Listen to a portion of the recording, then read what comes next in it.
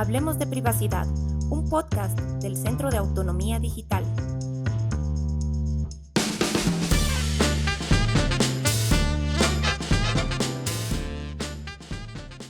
Ya, buenos días, buenas tardes, buenas noches a todos, todas que están escuchando.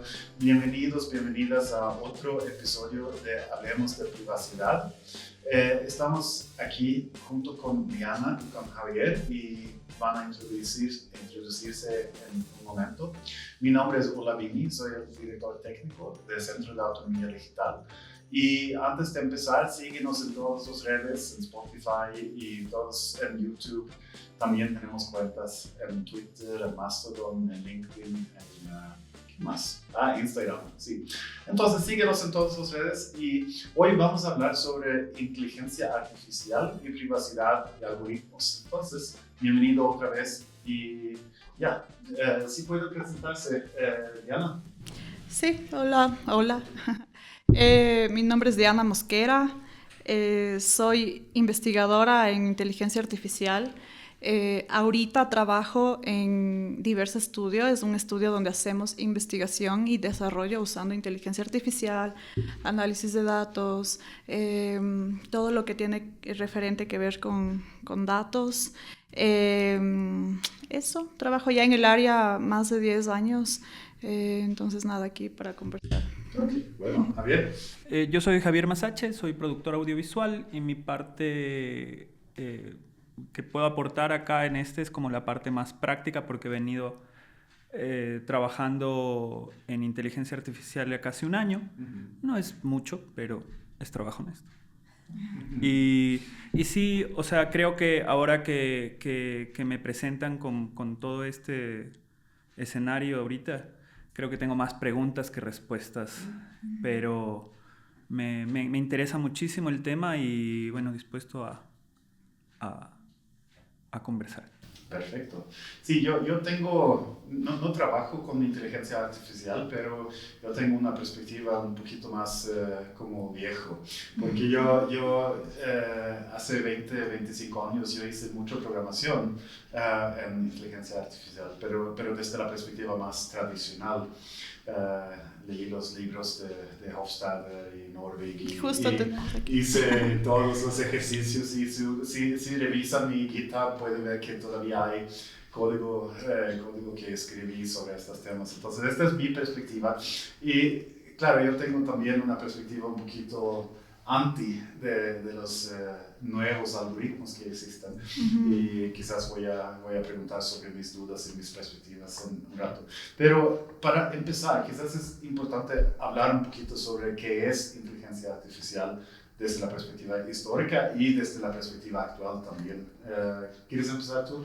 ¿Qué es tu perspectiva? Sería interesante escuchar el concepto de Javi antes. Bueno, no tengo un concepto técnico, obviamente, porque yo simplemente me lanzaron. De hecho, mi tarea ahorita en inteligencia artificial simplemente es generar noticias o, bueno, relatos cortos que tengan una animación.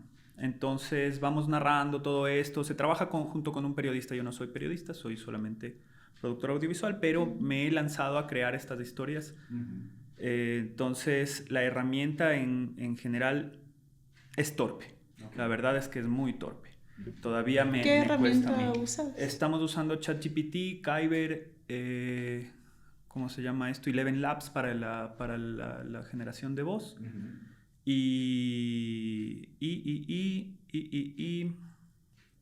¿cómo se llama esta que se usa con Discord? Ya me olvidé el nombre. Midjourney. Midjourney, sí. Sí, Midjourney, que son herramientas bastante estándar y sí, muy mainstream. Pero funciona lo mismo como los todos. Tú escribes un prompt y esta genera un output. Sí, y los prompts en realidad, o sea, me he topado con gente muy técnica que me ha podido aportar muy poco en cuestión de cómo generar estos prompts para las herramientas, pero en la práctica creo que es mucho más, se vuelve un poco más intuitivo la cuestión de generación de prompts, pero sí, todavía es muy torpe en el sentido de que solo a veces incluso te pide tiempo de espera. Te dice, no, ya no te puedo generar más. Démosle tiempo. Me ha llegado un correo electrónico. O sea, una vez que no me responde directamente en el chat, sino que me manda un correo electrónico diciendo, mira, para un rato, unos 20 minutos, porque no hay que darle tiempo a las otras personas que también quieren generar. Ok. Entonces, son límites de recursos. Son límites, sí, son muy limitados. Entonces, ¿no? ¿Y ha cambiado? Sí, empezaste hace un año, dijiste. Entonces, sí. ¿Ha cambiado un poquito los prompts y todas estas cosas? Porque lanzaron nuevas versiones de las herramientas, ¿no? Sí ha cambiado mucho, pero yo ahorita lo que estoy haciendo me facilito mucho yo el trabajo porque, por ejemplo, para Midjourney sí tienes una especie de código que no es simplemente hablarle ya, que eso sí sucede con el ChatGPT 4, que tú puedes solo describir la imagen y directamente te genera el código, pero incluso en el gratuito, que es el 3.5, tú puedes pedirle prompts y pedirle prompts para Midjourney.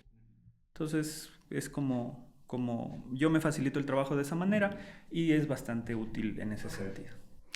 Chévere. Entonces, un poco quizá volviendo a qué es la inteligencia artificial históricamente.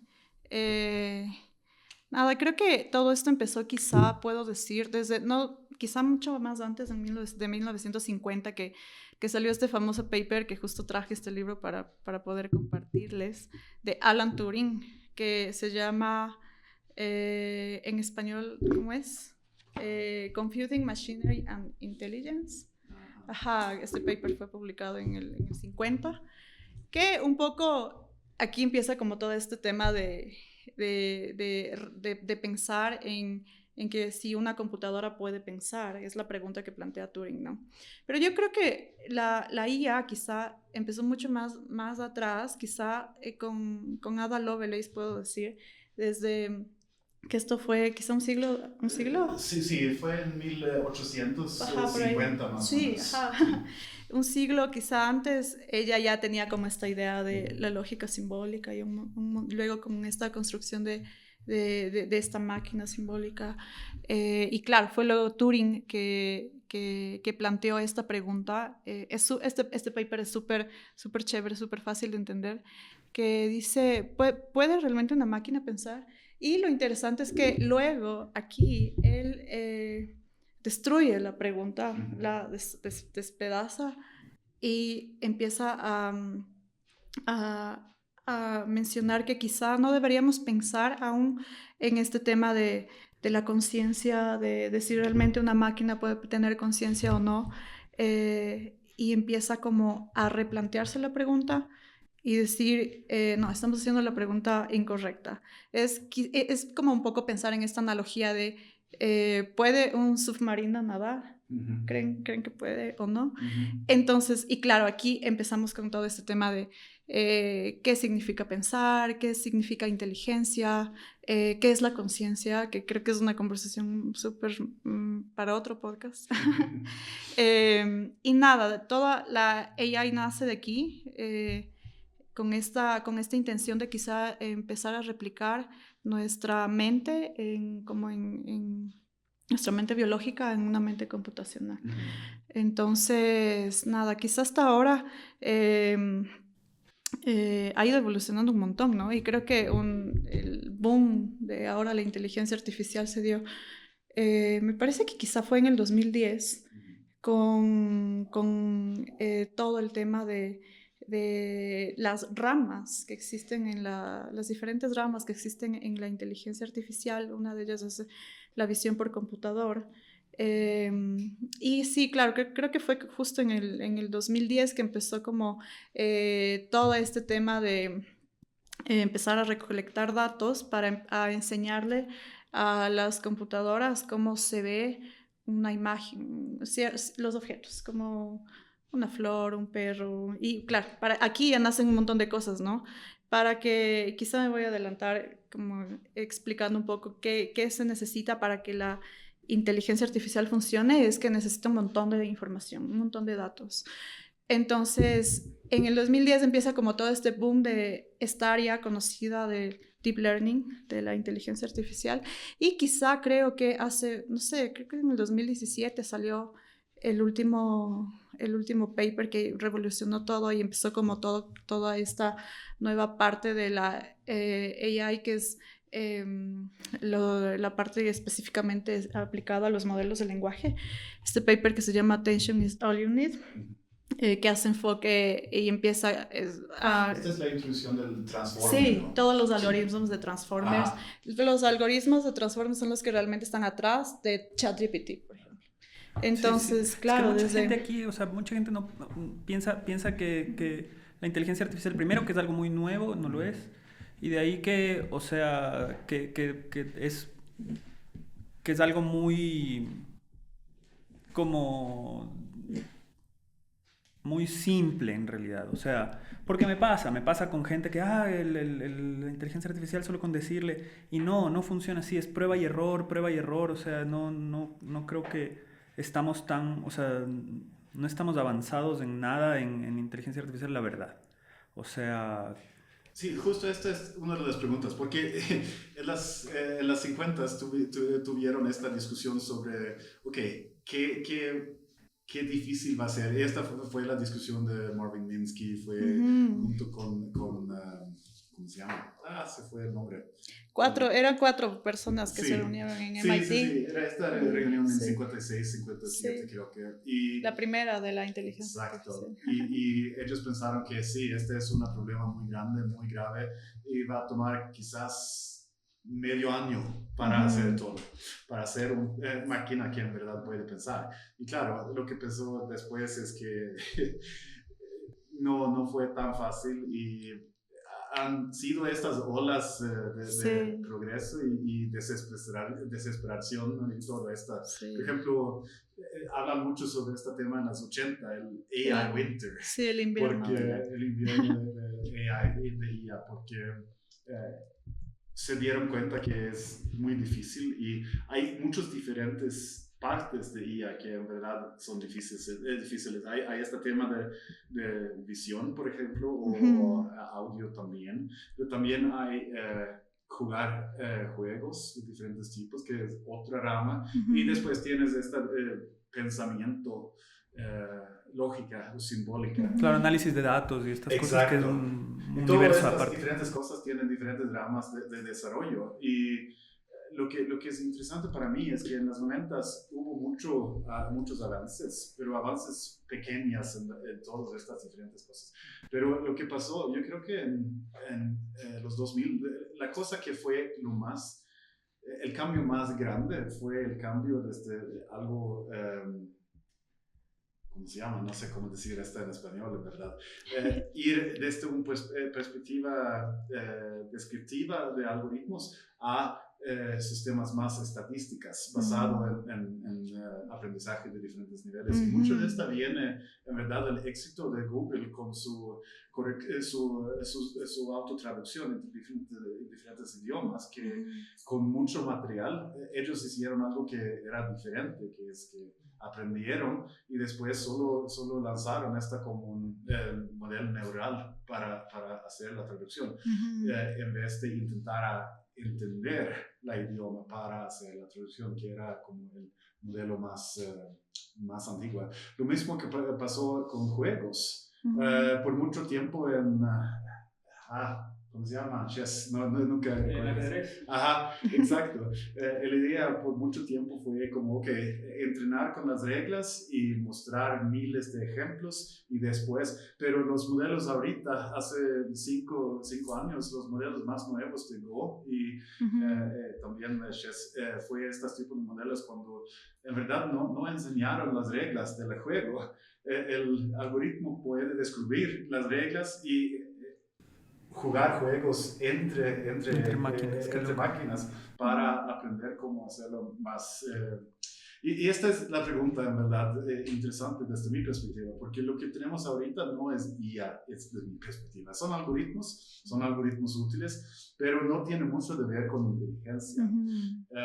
Pero al mismo tiempo, en este famoso tesis de Turing, hay la prueba de Turing, que es esta manera de...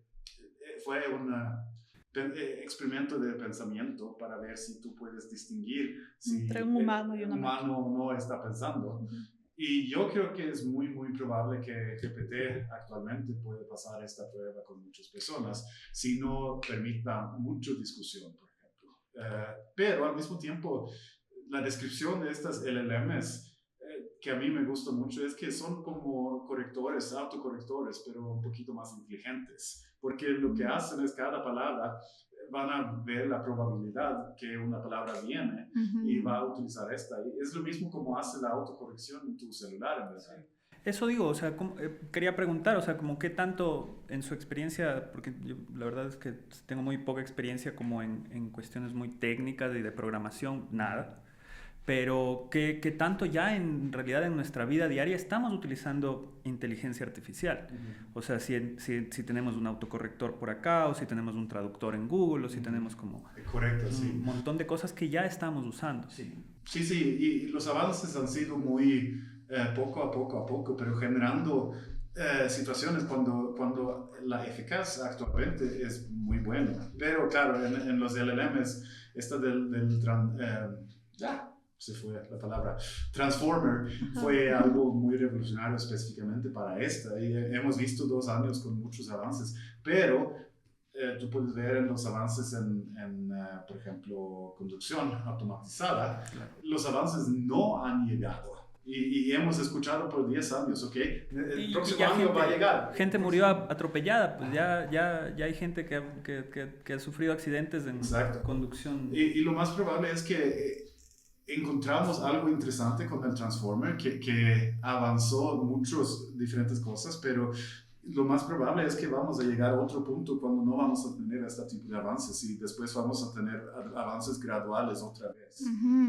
Otro invierno, sí. Es lo que decían de las olas, ¿no? O sea, yo no tenía idea de eso, que son como olas de avances tecnológicos que de repente paran.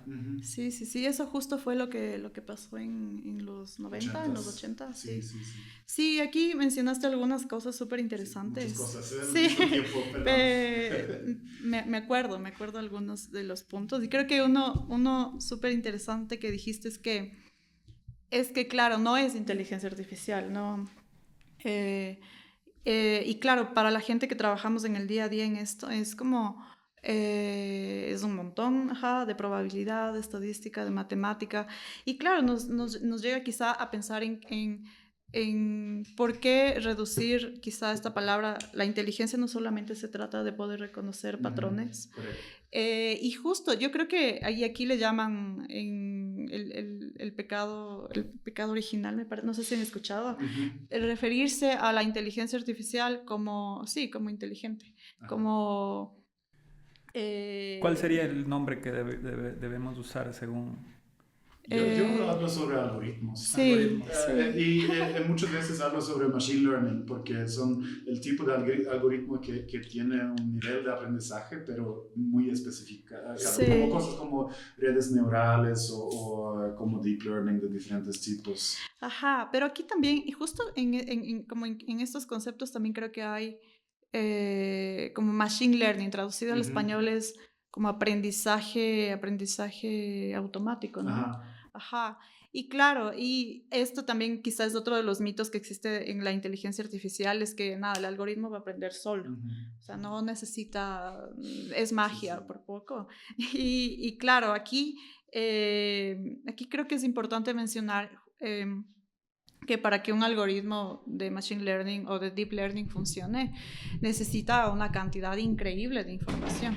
Y no solo de esa información, sino que esta información esté de cierta manera clasificada, esté etiquetada, para poder decirle a un algoritmo, así se ven tal tarea que quiero que hagas.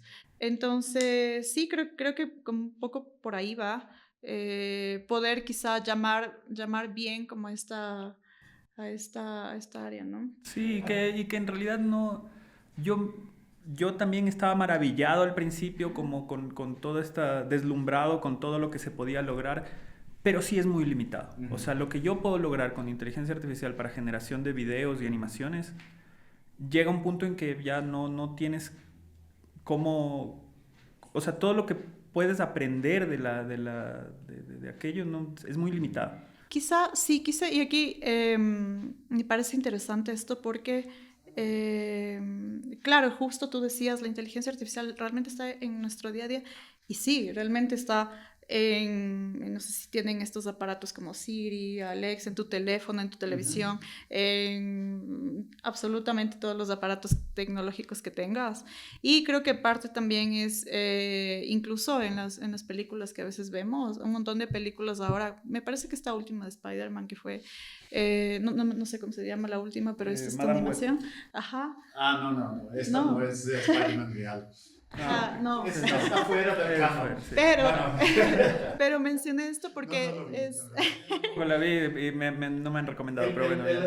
Les recomiendo porque... No Way Home. Eso, ajá. Les recomiendo porque la mayoría de animaciones que se ven en esta película son hechas con algoritmos de inteligencia artificial y son a un nivel increíblemente... wow, tú te quedas como... Y claro, aquí viene esta parte de realmente...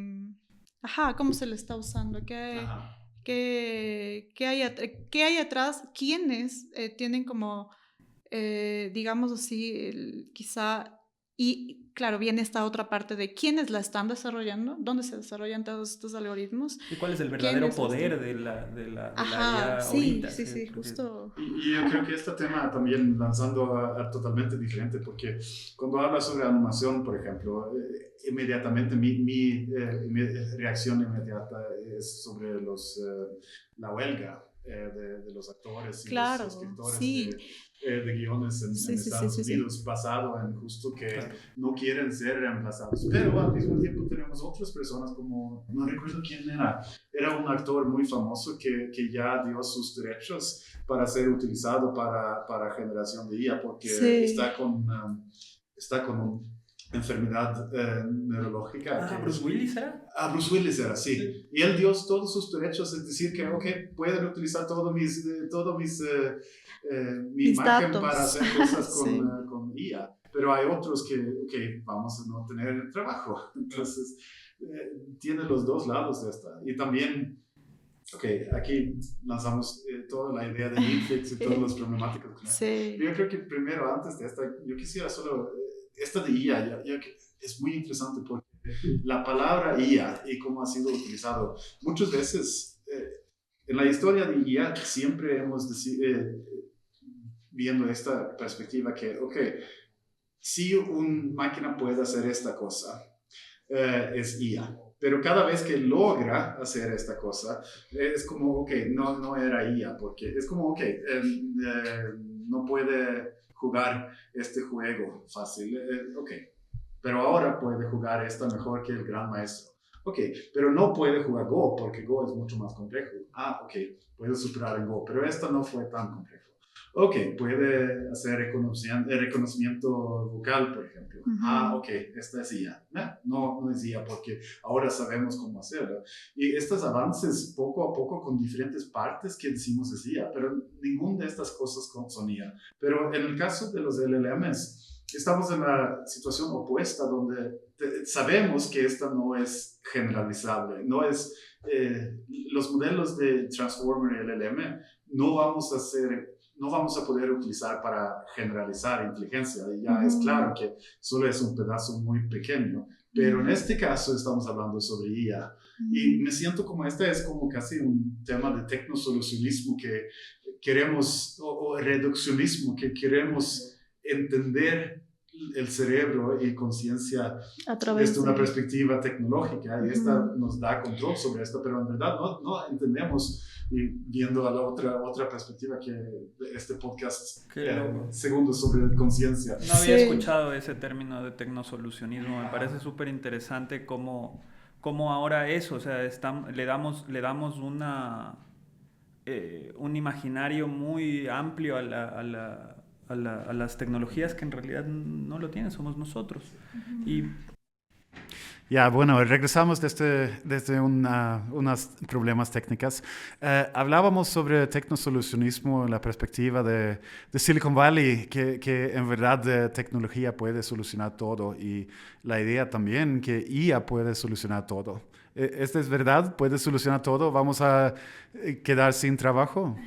O sea, bueno, yo creo que no. Yo, bueno, en mi experiencia creo que la opinión dentro de lo que he podido experimentar es que la inteligencia artificial no le va a quitar el trabajo a nadie.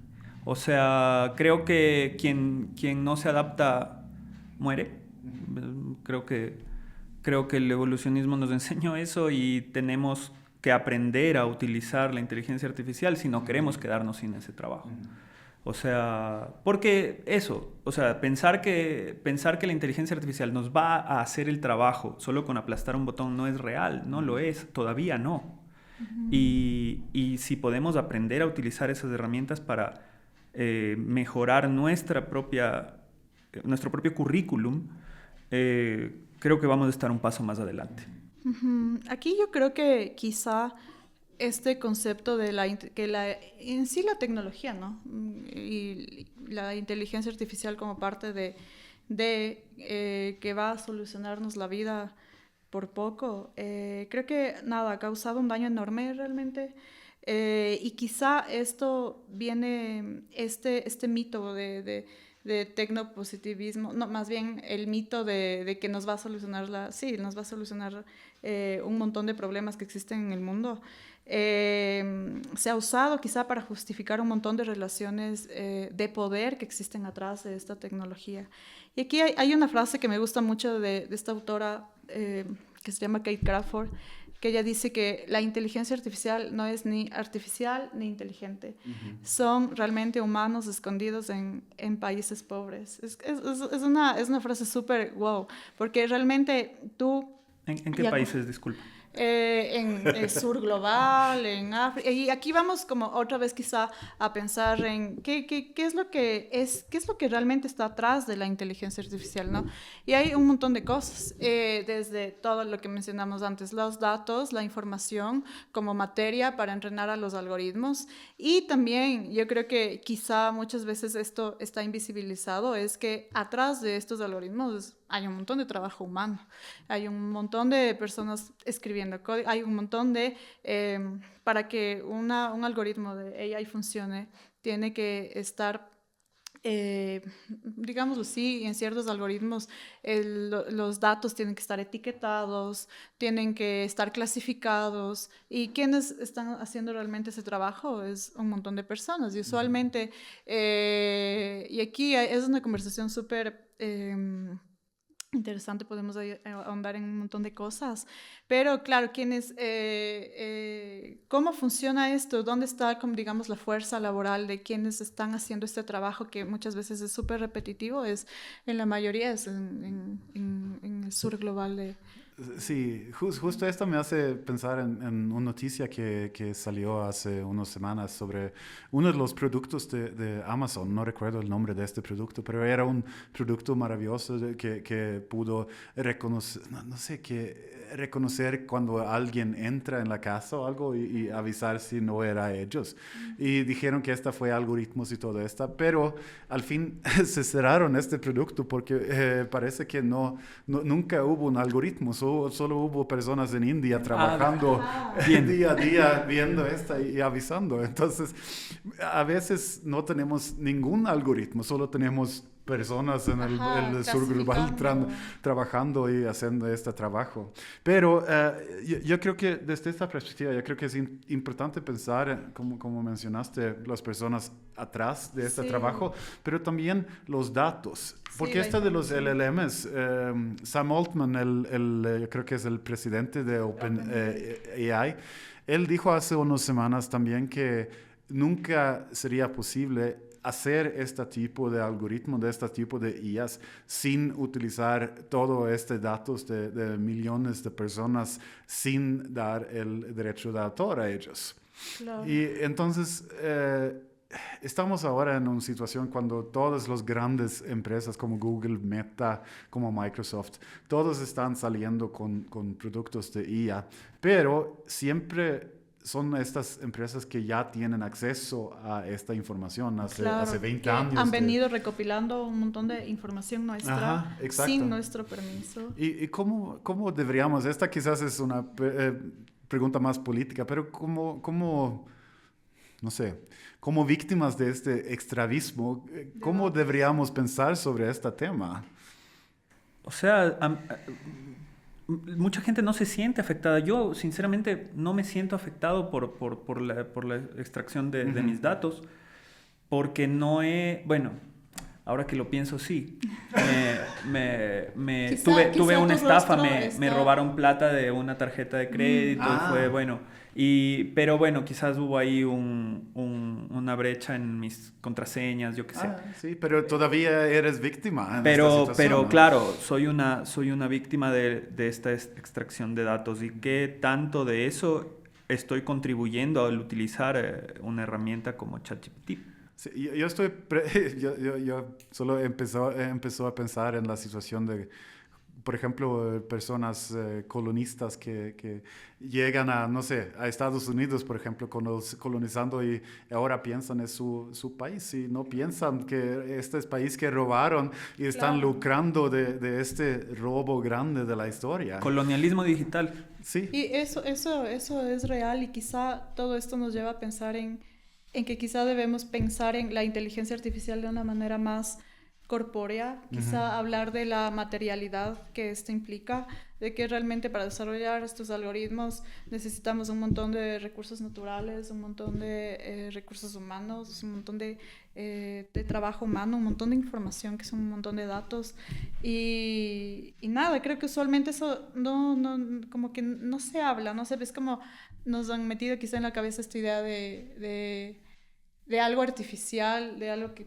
por ahí puede estar en la nube, o de algo que no sé, como que no es corpóreo, pero realmente hay como toda una cadena de valor, una cadena de extracción más bien, atrás del desarrollo como de esta tecnología. Y necesito mencionar, porque ahora actualmente en Ecuador estamos viviendo una situación de apagones aquí en Ecuador, por falta de recursos, por falta de electricidad.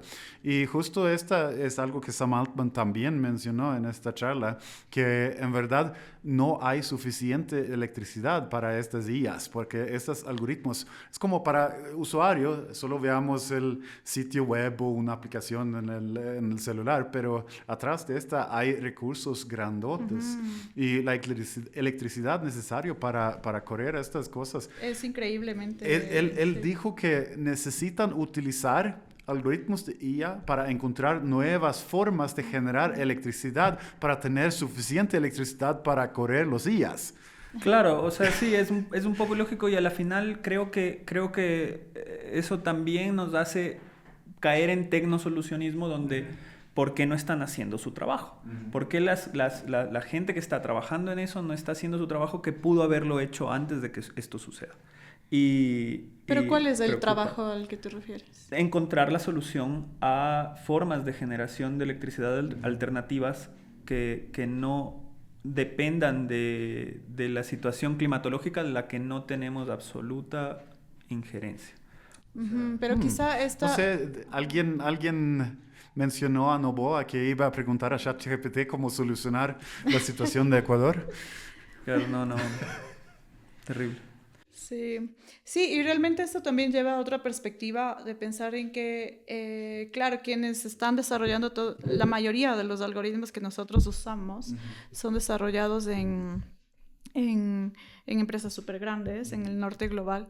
Y aquí nosotros, incluso como desarrolladores, somos como usuarios de...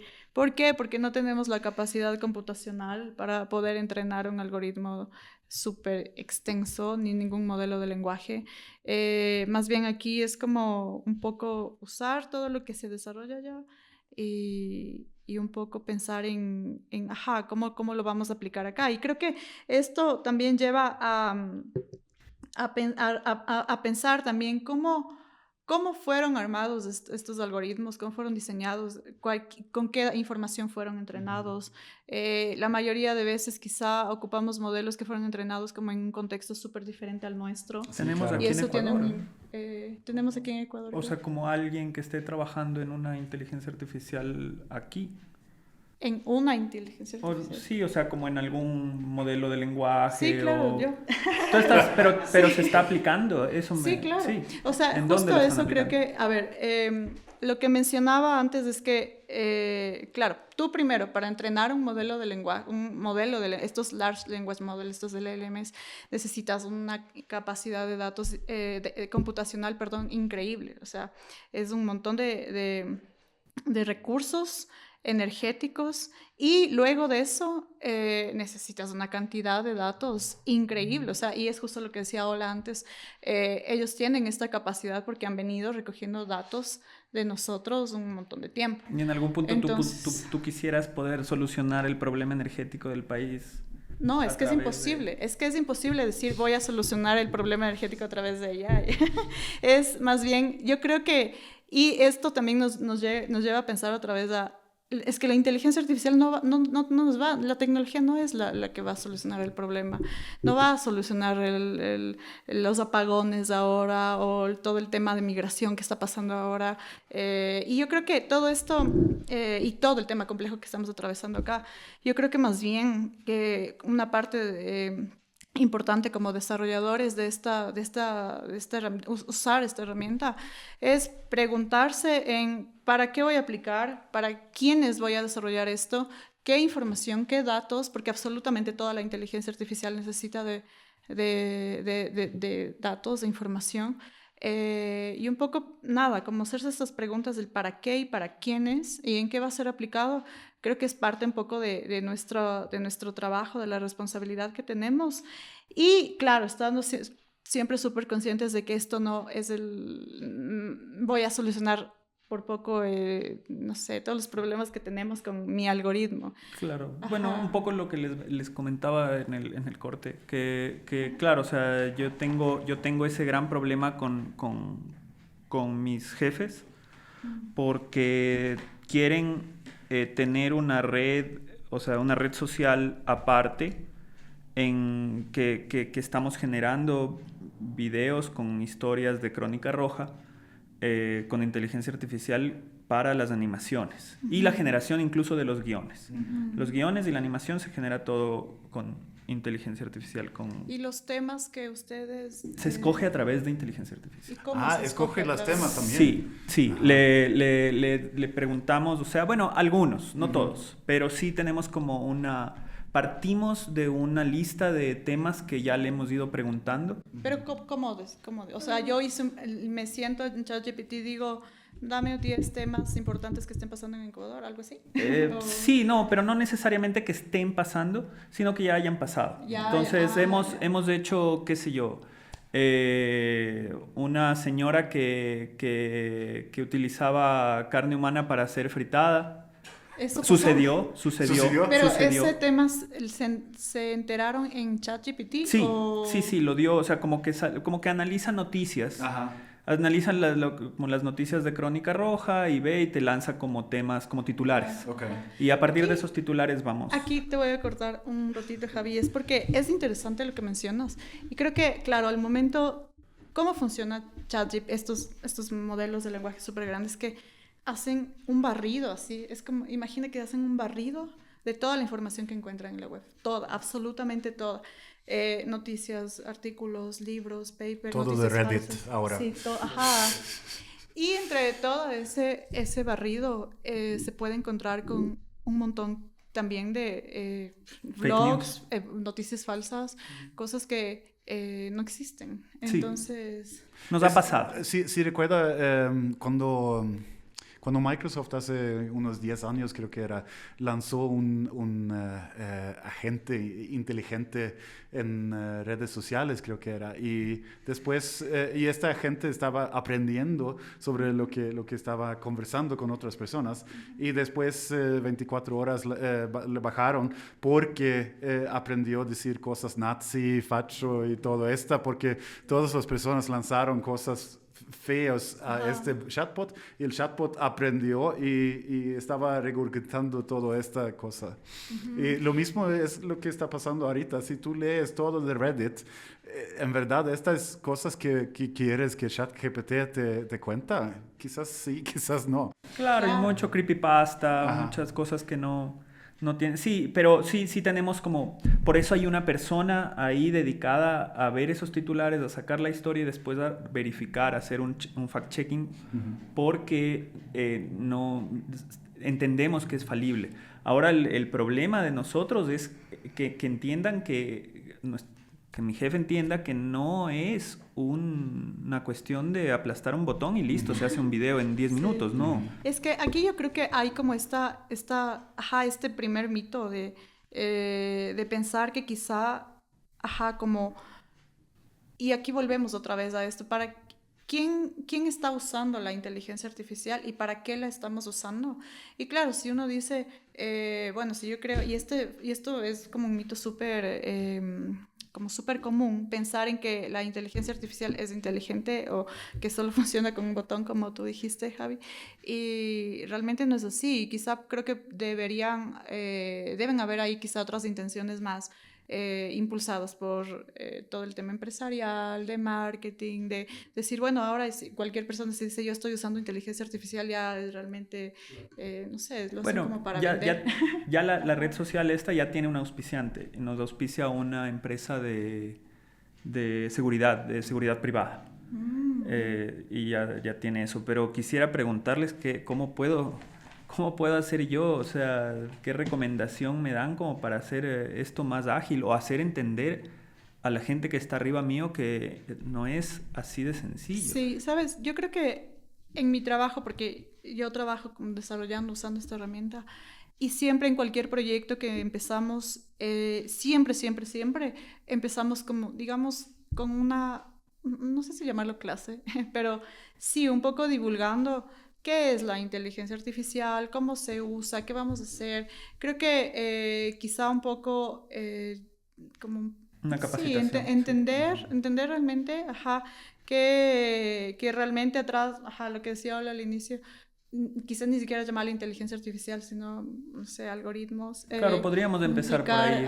Como un poco educando y entendiendo de que no funciona solamente aplastando un botón, hay un montón de cosas que implica el desarrollo de esta herramienta. Yo creo que justo aquí la palabra inteligente es una mentira grandota. Yo creo que es como todos mal entiendan estas herramientas por esta razón. Es que es justo, y aquí vienen dos cosas importantes. Uno, que la inteligencia no solamente se trata del reconocimiento de patrones, que es una de las áreas donde mejor funcionan estos algoritmos. Y dos, pensar en que la inteligencia es como algo muy aparte de todo nuestro contexto social, de dónde crecimos, de lo que está pasando, y decir, nada, voy a replicar esta inteligencia acá, como que... No, pero es como, si tú piensas que estos algoritmos han sido enseñados o han aprendido de todo el contenido del Internet, ¿qué cantidad de contenido es basado en el contexto de Ecuador, por ejemplo? Claro,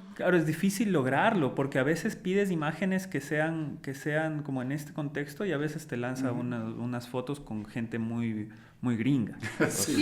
Y es eso justo lo que mencionamos antes, que la mayoría de estos modelos y algoritmos están hechos en otro contexto. Y tenemos ejemplos muy grandes de este tipo de cosas. Tenemos, por ejemplo, reconocimiento facial que tiene problemas con caras de China. Sí. Tenemos este famoso algoritmo de Google que reconoció gorilas, creo que era, como personas con color. Sí. Entonces, todo este tipo de cosas está pasando y los algoritmos podemos ver que tienen sesgo. Es lo más importante. Cuando personas hablan sobre algoritmos, piensan que algoritmo es algo objetivo, algo que siempre es correcto, siempre es malo, pero en el algoritmo puede tener sesgo también. Claro, del equipo que lo está desarrollando. Exacto. Es lo mismo como, por ejemplo, hay un ejemplo grande sobre yo creo que en Nueva York, ellos tienen un algoritmo que está utilizado para sentenciar, porque hay reglas sobre, para este tipo de cosas va a aumentar la sentencia con 3 meses. Si esta pasa, va a aumentar en esta manera. Y hicieron ¿cómo se llama? Una comparación entre jueces normales y entre este algoritmo, y encontraron que, los jueces varían mucho en sus condenas. Y claro, no es bueno. Entonces empezaron a utilizar este algoritmo, pero cuando hicieron la investigación después, vieron que, claro, el algoritmo siempre va a dar la misma respuesta, pero esta respuesta siempre va a tener los mismos sesgos que tuvieron los jueces, claro, porque el algoritmo fue basado en los sesgos de los jueces. Entonces, personas de nacimiento o de color, por ejemplo, o de barrios con más pobreza, ellos recibieron condenas mucho más grandes por estas razones. Entonces, el algoritmo fue totalmente racista por las mismas razones que fueron los jueces racistas. Por quienes están atrás. Ajá. Sí, y lo mismo es el caso con los LLMs. El racismo y otros problemas existen, y muchas veces lo que no saben mucha gente que utiliza estos algoritmos es que el algoritmo de LLM, el Large Language Model, siempre tiene una capa encima. Esta es la capa de seguridad. Y esta es la capa que va a intentar bloquear que no puedes pedir recetas para bombas o hacer cosas terribles. Ahora esta capa también va a inhibir que no puedes buscar cosas o generar cosas basado en las elecciones de Estados Unidos. Pero esta es una capa encima porque no pueden poner el algoritmo, el aprendizaje, no pueden controlar en esta manera, porque este aprendizaje viene de billones de billones de billones pedazos de contenido, y no puedes sacar un pedazo que es útil para saber cómo hacer ataques terroristas, por ejemplo. Entonces tienen esta capa de seguridad encima, y esta es muy fácil a evitar porque no es tan inteligente esta capa. Esta es la razón porque, por ejemplo, a veces escuchan no sé si han escuchado sobre los algoritmos de LLM que son para hackers o para el darknet o para los criminales y todo esto. Y justo es porque los algoritmos no puede controlar dónde va porque es una reflexión, o sea, se puede de hacer la un información bypass, de la humanidad. Es muy fácil hacer un bypass. Sí, cada día yo tengo en mi Twitter algunas personas que hacen auditoría de seguridad de estos tipos de sistemas, y cada día muestran, aquí puedes no puedes hacer esta cosa, pero si preguntas en esta manera el prompt, vas a desviar todas las protecciones. Me encantaría aprender de eso, porque qué bestia, cómo entorpece este filtro de seguridad a cada rato. Es como, no puedo generar esto porque viola nuestras políticas de contenido. Bueno, pero no estoy diciendo nada. No estoy diciendo nada malo. Sí. Y sí, entorpece mucho el claro, trabajo. claro. Y es la idea que, algo que, desde mi perspectiva, un LLM es como un generador de contenido basado en todo el contenido. Pero esto significa que este generador es una reflexión de la humanidad, de seres humanos, con todo lo malo que existe. Claro. Y es como tener un espejo y quieres como evitar que utilicen este espejo para cualquier cosa. Es como poner pedazos de cinta encima de partes del espejo. No, es como solo puedes cambiar el ángulo un poquito y vas a desviarlo. Sí. Qué interesante. Ojalá sí. Fake news. Fake news. Uy. Y también deepfakes. ¿Qué piensan? O sea... Disculpa para el cambio, el viro total. No, está bien. Tema, pero tenemos no mucho tiempo y ya tenemos mucho más temas que podemos abordar, entonces.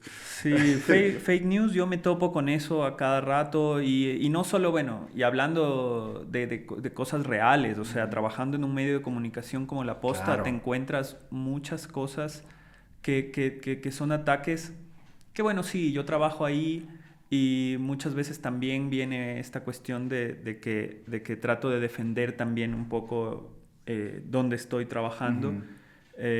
Sí, ustedes, claro, han sufrido ataques también. Muchísimo, porque claro, o sea, nos han atacado muchísimo y justamente es el síntoma de haber atacado tanto a un gobierno como el de Lasso, que era... Sí. Sí, pues, y que eran muy estrechos, pues, o sea, amigos muy estrechos antes. Y ahora de repente encontramos como fake news de que a mi jefe directo, que ya renunció, decían que... no sé si se acuerdan que hubo unas carreras de piques en la Shiris y se chocó un Mercedes. Ya decían que él era el que estaba ahí borracho. Okay. Primero, que yo lo conozco, no tiene un Mercedes. Y segundo, que es straight edge. Ajá. O sea, el tipo no bebe ni ha bebido nunca en su vida. Y sí, o sea, nos topamos con eso muchísimo y ahora el fact-checking de eso o sea, es un trabajo que no se hace mucho en los medios de comunicación acá en Ecuador, pero entiendo que, por ejemplo, medios de comunicación internacionales tienen personas dedicadas únicamente al fact-checking. Claro, sí, este es un trabajo. Pero ¿por qué no lo hacen aquí en Ecuador? Bueno, en mi trabajo no creo que es vaguería, sinceramente. O sea, no tengo otra respuesta. Ok, pero esta de fake news, hablábamos antes sobre el tema de alucinaciones. Sí. Y en tu trabajo, ¿cómo evitas, cómo manejas esta? Porque a veces dicen cosas los días que son totalmente falsos. Sí, nosotros tenemos dos filtros, que es un filtro humano, que es el periodista que tiene que fijarse en el fact-checking. Yo un poco lo hago a veces, pero soy falible porque no soy periodista. Soy comunicador social, pero me he dedicado a la cuestión multimedia y no sé teoría periodística. Pero tenemos una persona ahí que está. Y segundo, que también estamos verificando a través de Bing. Okay. Porque Bing, creo que según nuestra experiencia, nos ha resultado más ¿cómo se llama? No sé cuál es la palabra, más confiable. Okay. En cuestión de fact-checking. Y pasamos de ChatGPT toda esta noticia, lo ponemos y hacemos un fact-checking con el guión. Pero Bing no está utilizando ChatGPT, no es OpenAI. Me parece que está. Creo que es inmerso ChatGPT. ahí. Sí, pero con acceso a internet. Ah, ok. Porque el ChatGPT 4 a veces te hace... Me parece que sí, la el pago. suscripción Nosotros estamos con el pago. Uh-huh. Es carísimo. Es caro. Es como $20 mensual, algo así. Bueno, sí, para una persona. Claro, pero nosotros para equipos nos salió como $3,000 anual. Anual. Okay. Wow. Que ¿Y bueno, ocupan todos? Sí, tenemos un equipo. O sea, yo estamos a cargo dos productores, somos los que estamos a cargo del proyecto y asignamos a los periodistas que se hagan cargo de la generación de los guiones y del fact-checking. Pero en realidad sí somos como 10, para 10 puestos te dan por este precio. Okay. Pero bueno, la cosa es que estamos, o sea, según tengo entendido, ChatGPT 4 sí te accede a internet, pero en situaciones bien específicas y si tú le preguntas. Pero Bing siempre está conectado como a la red. Sí. Ok. Y desde mi perspectiva, lo más preocupante, o quizás el efecto más visible de problemas con los algoritmos nuevos de IA han sido estas deepfakes. Por ejemplo, justo creo que ayer o el día anterior fue denunciado que hubo anuncios en Instagram para aplicaciones y estas aplicaciones dicen como desnuda tu amigo, tu amiga. Y estos anuncios estaban pagados y Instagram mostraron a cualquier persona. Pero este tema, y hemos escuchado, por ejemplo, aquí en Ecuador, en las escuelas, este es algo que pasa como cyberbullying cuando personas desnudan. No debería decir que en verdad es desnudar, pero es generando un deepfake. Usan sus imágenes. Y este es algo que genera muchos problemas. Pero también hemos visto, por ejemplo, deepfakes utilizado en diferentes temas políticas. Vimos, por ejemplo, en el caso de las elecciones anteriores, que una de las candidatas, Luisa González, también fue víctima de este tipo de deepfake. No lo vi el de Luisa González, pero sé que es muy fácil hacerlo en voz. Sí. No sé cuál fue el de Luisa. Sí, no, fue imágenes desnudos okay. entonces de este tipo de ataques. Pero también en India, por ejemplo, una cosa que me tomaba la atención fue que uno de los recibieron un mensaje yo creo que en vídeo en verdad era, con voz de una persona fallecido. Que era el abuelo de uno de los candidatos, y esta fue como una diciendo que este candidato es muy bueno y todo este tipo de cosas, pero desde una perspectiva fantasma. Sí. Muy raro estos tipos de situaciones. Sí, y también solo lo de voz. Hace unas semanas recibieron muchas personas en Estados Unidos una llamada supuesta de presidente Biden, diciendo que no deberían votar en esta, deberían esperar con sus votos para otra elección. Y esta fue generado con deepfake también. Qué locura. No sé cómo protegernos contra eso, porque son herramientas que están muy disponibles a cualquiera. Sí.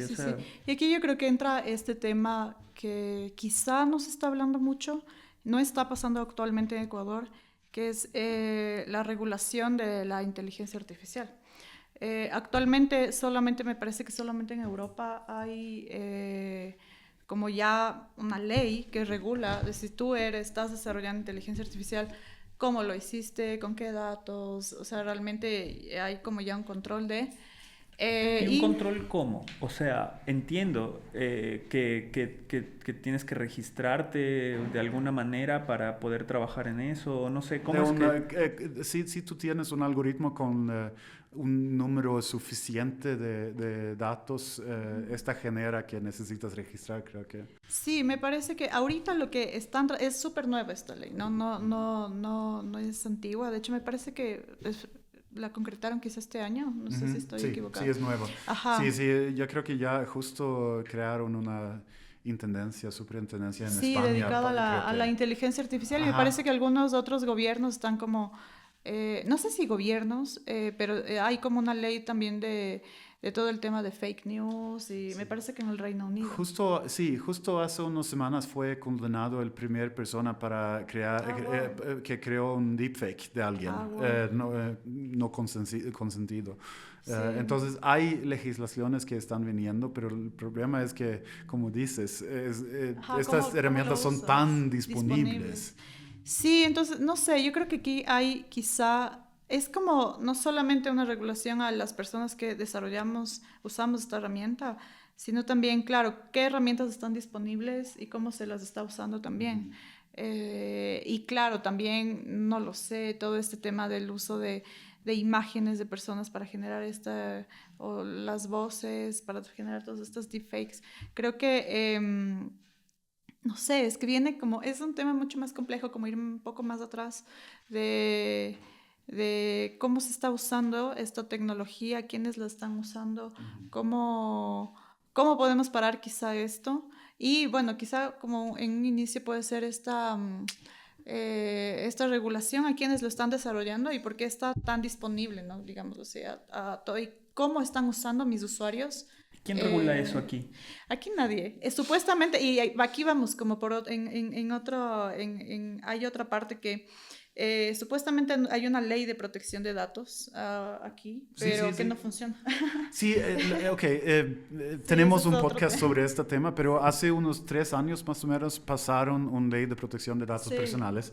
Esta ley publicaron el reglamento en noviembre el año anterior, y justo ayer, el martes 24, si no me equivoco, posicionaron la asamblea el superintendente. Entonces, no está tomando tiempo, pero ya tenemos un superintendente. No tenemos una superintendencia porque todavía no hay presupuesto para la superintendencia. Y lastimosamente, la ley sí tiene fallos. Claro. hay problemas. No en verdad dice mucho sobre protección de datos personales en un contexto algorítmico todavía. Hay unas partes, pero también hay muchas excepciones. Entonces, este es algo que yo creo que necesita generar más conversación sobre este tema. Sí. Porque ¿Y a ti, todavía a ti el Estado te pregunta, te consulta sobre estos temas?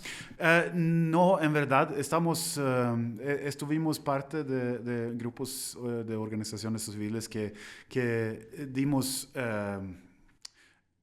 nuestra perspectiva sobre la ley antes que pasaron esta ley, sí, pero lastimosamente no aceptaron ninguno de nuestros comentarios. Claro. Sí, hubo muchos comentarios de las cámaras de comercio y por alguna razón sus comentarios fueron aceptados, pero nuestros no tan mucho. Claro, no me sorprende. Y ahí es como otra vez volver a preguntarse, ¿cuáles son los intereses atrás de que no hayan sido escuchados y de que estos otros sí? Y aquí viene otro tema importante quizá en este tema en todo lo que abarca la inteligencia artificial, que es toda la datificación que estamos viviendo, que usualmente, claro, la mayoría de nuestros datos son usados, quizá en la mayoría son para empresas de marketing o publicidad, que claro, cada uno de nosotros somos como parte de un segmento y a tal segmento nos redirigen comunicaciones específicas de algún producto o de vendernos algo, o los bancos quizá ahí nos clasifican igual si somos acreedores de crédito o no, pero yo creo que más allá de esa datificación del uso de las empresas, que es más como publicitaria, hay otro también uso que va mucho más allá y que creo que es un poco más peligroso, que es justo el tema político quizá, cómo usan toda la información para quizá cierto grupo político redirija toda la comunicación, influir sobre quizá el voto de las personas, o crear justo lo que dijiste hace un ratito, deepfakes de candidatos.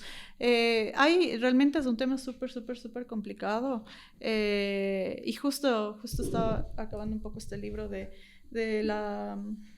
toda la política que hay detrás de la inteligencia artificial, ¿no? Cómo realmente, cuáles son las relaciones de poder que hay, que implica el desarrollo y el uso de esta herramienta, ¿no? ¿Quiénes están realmente atrás de poder tener el control de todo esto? Sí. Entonces, nada, es como se va desglosando un montón de temas. Sí, y hay mucho más a hablar, pero yo quisiera aterrizar un poquito desde la perspectiva de privacidad, porque no hemos abordado mucho desde la perspectiva de privacidad todavía. Yo creo que, primero, mi primera parte es que estamos viviendo en una sociedad de capitalismo de vigilancia actualmente. Sí. Y esto significa que todos nuestros datos están capturados para diferentes propósitos. Como mencionaste tú, Diana, algunos de estos propósitos son para publicidad, pero también están utilizando estos datos para entrenar IAs. Y solo porque ya tenemos los LLMs ahorita, no significa que van a dejar a entrenar más. En verdad, yo creo que ver el éxito de los LLMs actualmente va a significar que van a intentar recoger mucho más información en el futuro. Y eso está pasando ahorita. Y vimos, por ejemplo, este caso famoso yo creo que en agosto del año anterior, cuando totalmente sin aviso, Zoom cambió sus términos y condiciones para permitir que ellos pudieran entrenar IA basado en el contenido de las llamadas. Qué loco. Sí, y cambiaron términos y condiciones, y después fue una discusión grande sobre este tema, y al fin, después 2 semanas más o menos, cambiaron otra vez y dijeron que no van a hacerlo, y etcétera, etcétera. Pero ¿eso fue recién? Sí, agosto del año anterior, en 2023. Hace unos 8 meses. Y la cosa desde mi perspectiva es que todas estas empresas ya están haciendo este entrenamiento, está pasando con nuestros datos. Y desde una perspectiva de privacidad, Esto significa que si queremos proteger nuestros datos, necesitamos intentar proteger los datos en cualquier manera que podemos. Pero a Y nivel esto es individual, difícil. ¿qué haces? Sí. O sea, ¿qué haces? ¿Qué puedes hacer? No Quiero publicas tus preguntarles. datos. Sí. Claro, Sí. lo sé, pero es que, o sea, ¿cómo le recomiendas eso a una persona como mi mamá, por ejemplo? Que a cada rato le sale alguna publicidad y da clic o lo que sea. Y lo que es peor es desde una perspectiva de pobreza o falta de recursos. Estamos yendo en una dirección cuando quizás lo que vamos a ver es que esta transacción va a ser más obvio. Tú vas a necesitar pagar con tus datos si no puedes pagar con dinero. Y, bueno, ya estamos haciéndolo, ¿no? Sí, O sea, claro, pero es un poquito implícito. Pero en el futuro vamos a tener estas dos diferentes filas para servicios donde tú puedes pagar con dinero o puedes pagar con tus datos. Esto significa que van a utilizar los datos, van a utilizar como recursos las personas más pobres en el mundo otra vez.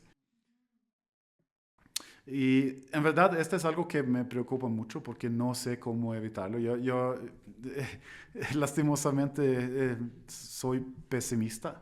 Yo creo que estamos yendo en una dirección que va a ser muy difícil a evitar. Y los intereses que existen son tan grandes y son tan fuertes que va a ser difícil. Y yo creo que el mundo de mañana va a ser diferente por esta razón. Yo creo que no sé si es posible protegerte contra este tipo de cosas. Hay protecciones de seguridad en general, como tener buenas contraseñas o seguridad de información cifrada, toda esta.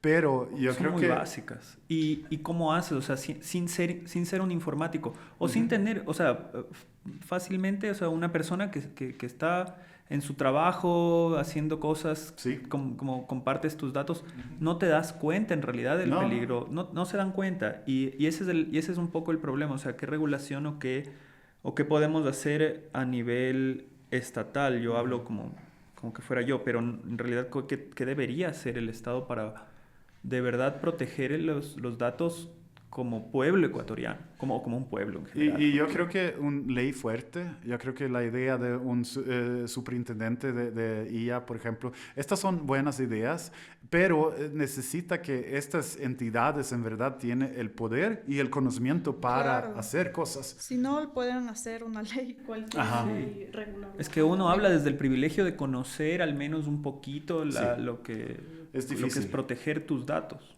Yo tengo una esperanza. Esta esperanza es un poquito deprimido en contexto. Lo que estamos viendo ahorita es que tenemos diferentes IAs generando más y más contenido. Y este contenido está compartiendo en todo el Internet. Y en 10 años vamos a tener tan mucho contenido generado por IA que el contenido de seres humanos va a ser tan poco que va a ser difícil para los IAs a encontrar los datos en verdad reales.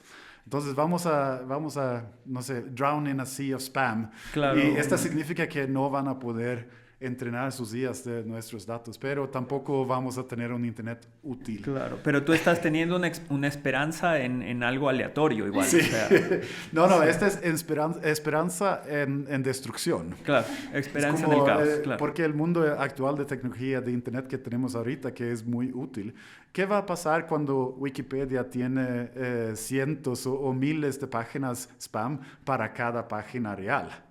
¿Cómo vamos a distinguir la información real cuando las alucinaciones están en todo el Internet? ¿Cuándo vamos a distinguir los tweets reales cuando los troll centers de IA van a generar contenido que es indistinguible de algo generado por seres humanos? Y que en general ya está pasando mucho. Yo sé que aquí hay troll centers que están manejados por partidos políticos que generan mucho más contenido que el mismo partido. O sea, sí. nos va a sobrepasar el No, contenido es algo troll. que O sea, es muy obvio. Yo estaba buscando sobre apagones el miércoles anterior en Twitter, y fue muy obvio. En la mañana, 5 o 6 en la mañana, el feed fue seres humanos, claro, estos son seres humanos. Y después, creo que a las 7 más o menos, o 7:30, empezaron a publicar muchas diferentes personas mensajes atacando a Lasso, diciendo que Lasso fue el culpable para los apagones. Y este contenido fue tan abundante que no era posible ver el contenido de seres humanos, porque fue tan dirigida esta. Entonces, es obvio que está pasando, pero no es... Es muy obvio para ti. Pero, pero tampoco es fácil evitarlo. Aunque yo puedo ver qué está pasando, no me ayuda a encontrar el contenido real, porque está tan pequeño en comparación. Claro. Bueno, podemos seguir hablando horas y horas sobre unos bielas sobre estos temas, pero yo creo que es tiempo a cerrar. Entonces, si tienen algunas palabras al final, Diana. Hemos topado un montón de temas aquí que creo que nada, sí, falta ahondar un poco más en cada uno de esos, pero no quisiera llevarme, quizá mi perspectiva ha cambiado un poco del desarrollo de esta inteligencia artificial. Cuando yo estudiaba, en mis primeros trabajos también, era súper como fan de la inteligencia artificial general, y un poco también tenía un poco de este tecnopositivismo, sí, de que yo voy a cambiar el mundo con esto. Creo que todos técnicas tienen esta idea, sí, que yo voy a crearlo. Qué triste. Creo que hay muchos desarrolladores que abrieron este archivo empezando a programar su IA. Sí. Y yo creo que, realmente eso es un problema, y por eso es... quizá como persona técnica, como persona que está atrás como del desarrollo de esto, hay una responsabilidad grande. Primero ir un poco más allá del día a día de la programación y preguntar. Por eso he hecho énfasis un montón en que y no solamente en la inteligencia artificial, sino creo que en toda la tecnología, como desarrolladores, diseñadores de tecnología, deberíamos preguntarnos en qué estamos aplicando esto, para quién lo va a usar, cómo se lo va a usar, qué impacto va a tener esto realmente en la vida de las personas, porque usualmente igual la mayoría de datos que se usa en la IA representan historias, representan personas. No solamente hay un dato frío en una tabla que luego va a alimentar como algún modelo de machine learning para predecir cualquier cosa. Yo creo que hay mucho más allá. No quisiera quedarme con esta sensación pesimista. Yo sé y conozco que la inteligencia artificial va mucho más allá de este tema de quizá querer crear o entender la conciencia. Por suerte ya no me respondo un poco, ya me he alejado un poco de eso. Creo que hay muchas más cosas importantes atrás del desarrollo de esta herramienta. Y nada, creo que finalmente pensar en para quién y qué. Bueno, no me canso de decir esto porque siento que es algo importante, que siempre hay que preguntarse de dónde vinieron los datos, de dónde salieron los datos que yo estoy alimentando este algoritmo. ¿Realmente estos datos fueron consentidos o de dónde salieron?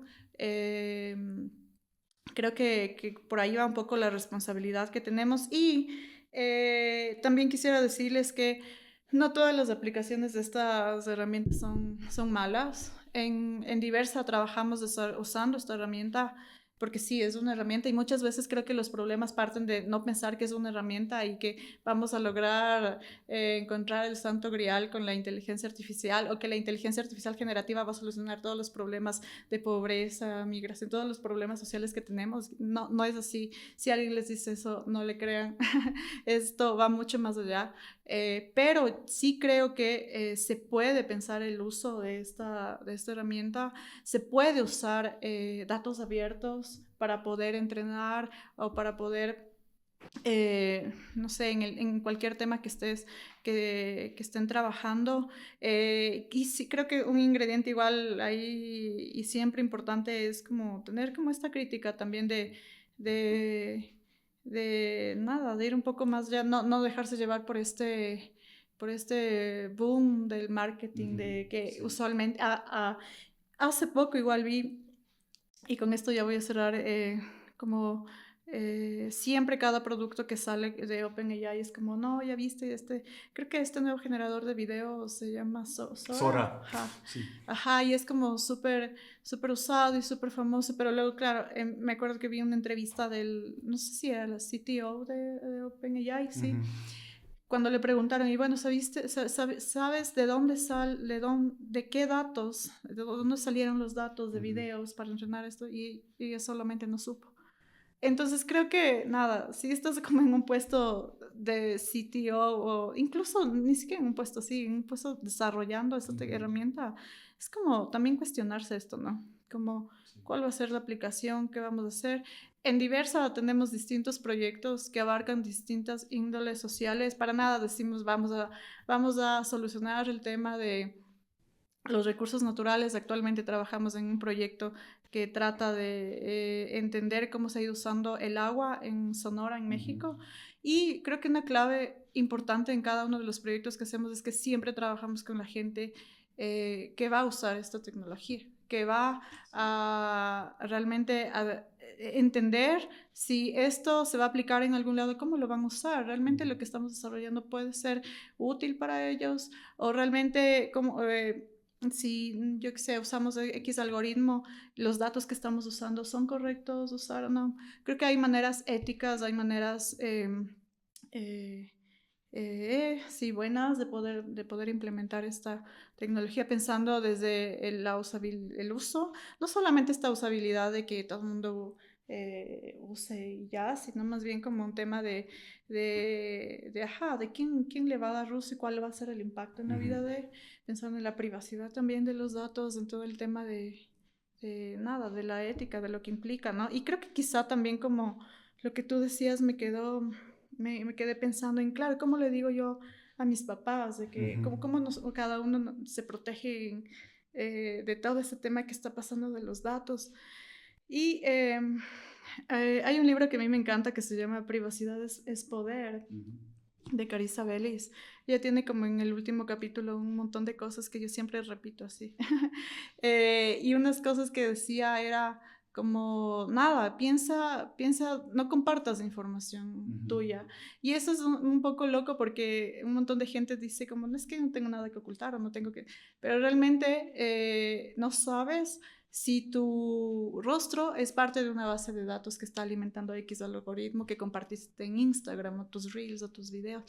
Entonces creo que es repreguntarnos también qué están haciendo con mi información, o quién tiene actualmente toda la información que es mía, que me pertenece, porque realmente son datos tuyos y muchos de esos muy privados. Entonces creo que un poco pensar en eso, de pensártela 2 veces antes de compartir. Finalmente estos datos luego dónde terminan. Todo este tema del capitalismo de vigilancia es súper, como ahorita es súper importante ahora repensar en nuestra información como el nuevo petróleo, le dicen a los datos. Y nada, hay un montón de cosas más allá. Pero creo que nada, hay una responsabilidad súper grande desde lo que mencionamos antes, también conocer quizá en nuestros trabajos en las casas, decir, bueno, no, vean, inteligencia artificial no es eso. Para que funcione realmente atrás de la inteligencia artificial hay un montón de trabajo humano. No significa que yo voy a hacer esto con un clic, significa que quizá debería entender bien. Muchos de estos programas de inteligencia artificial son pagados, hay que saber un montón de cosas, tienes que incluso dar un montón de datos, y implica un montón de trabajo también. Entonces nada, por ahí creo que va todo lo que hemos hablado. Perfecto. Javier. Bueno, yo también, como creo que ya se dijo muchas veces, pero creo que la inteligencia artificial ahorita cae en un área gris, porque sí, es una herramienta, pero tenemos que tener muy claro que es eso, solo una herramienta, no es algo que nos va a solucionar la vida. Y que de todos modos es muy falible. O sea, esa es mi posición hoy es eso, o sea, como... Y no creo que nunca llegue a ser... Bueno, no digo nunca, pero creo que nos va a tomar mucho tiempo como seres humanos lograr que sea 100% útil y 100% utilizable para todos. Creo que hay un aprendizaje ahí que tenemos pendiente en general como seres humanos sobre los modelos de lenguaje, especialmente porque es algo que lo que más va a utilizar o lo que ya está utilizando la mayoría de gente. Pero protejan sus datos. Creo que eso es lo que tenemos como responsabilidad civil, conocer cómo protegernos de estafas como la que me hicieron. Bueno, gracias. Sí, para cerrar, es verdad que quizás si solo escuchas este podcast vas a tener la impresión que es algo muy negativo, hay muchos problemas. Es importante saber que es una herramienta y tiene mucha utilidad en muchas diferentes situaciones, sí. Pero no deberíamos aceptar una herramienta como la solución para todo. Necesitamos ser críticas. Y necesitamos evitar el hype, porque esto es lo más que a mí me odia mucho el hype de estas cosas y es algo que necesitamos tener mucho cuidado. Sí, hay que utilizarla y hay que utilizar la inteligencia artificial. No quiero tampoco que se me escuche como eso, o sea que hay que utilizarla. Sí. Hay que utilizarla, pero sabiendo cómo utilizarla y también cómo... qué herramienta estoy utilizando también, y justo lo que decía es que quizá no sea una herramienta solamente orientada a la reproducción del capital, sino un poco pensar más allá de eso. Creo que este es un buen cierre, entonces muchas gracias Javier, Diana, gracias para venir, un gusto, una conversación muy interesante para mí y síguenos en las redes y hasta el próximo episodio. Gracias, chao.